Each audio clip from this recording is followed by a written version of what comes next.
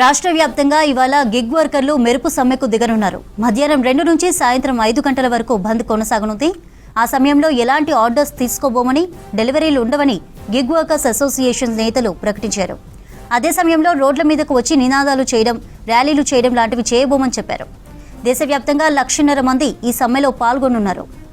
Gig వర్కర్లు ఎదుర్కొంటున్న సమస్యలను యాజమాన్యాలు, ప్రభుత్వం ప్రజల దృష్టికి తీసుకువెళ్లేందుకే ఈ సమ్మెకు దిగుతున్నామని చెప్పారు గిగ్ వర్కర్ల యూనియన్ల నేతలు. కేంద్ర రాష్ట్ర ప్రభుత్వాలు వెంటనే జోక్యం చేసుకుని తమకు చట్టపరమైన రక్షణ కల్పించాలని డిమాండ్ చేస్తున్నారు. గిగ్ వర్కర్లు ఎక్కువగా పనిచేస్తున్న Swiggy, Zomato, Ola, Uber, Flipkart వంటి కంపెనీలతో చర్చలు జరపాలని డిమాండ్ చేశారు. ఈ నెల 23న ఫ్లాష్ స్ట్రైక్ పేరుతో సమ్మె చేసిన గిగ్ వర్కర్లు దానికి కొనసాగింపుగా ఇవాళ మెరుపు సమ్మెకు దిగుతున్నారు.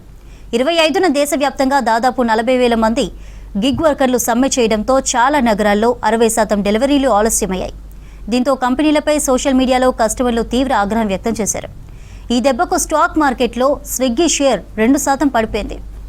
కంపెనీల నుంచి వర్కర్లకు ఎదురవుతున్న సమస్యలు, పని ఒత్తిడి, వేధింపులతో ఆందోళనకు దిగుతున్నారు. ముఖ్యంగా డెలివరీ ఛార్జీలు తగ్గించడం, ఎంత దూరం ఉన్నా 10 నిమిషాల్లో డెలివరీ చేయాలనే టార్గెట్ విధించడం, వర్కర్ల ఐడీలు బ్లాక్ చేయడం వంటి సమస్యలున్నాయని వర్కర్లు చెబుతున్నారు. కష్టపడినా అందుకు తగ్గ ప్రతిఫలం దక్కడం లేదని వాపోతున్నారు గిగ్ వర్కర్స్. రాష్ట్రంలో 4.2 లక్షల మంది గిగ్ వర్కర్లు పనిచేస్తున్నారని కార్మిక శాఖ అధికారులు చెబుతున్నారు. డిసెంబర్ 31 సందర్భంగా దేశవ్యాప్తంగా కోట్లలో కంపెనీలకు ఆర్డర్లు రానున్నాయి. ఇప్పుడు వర్కర్ల ఆందోళనతో ఆర్డర్లు లేట్ కావడంతో పాటు స్విగ్గీ, జొమాటో, అమెజాన్, ఫ్లిప్కార్ట్కు భారీగా నష్టం వాటిల్లనుందని అంచనా వేస్తున్నారు.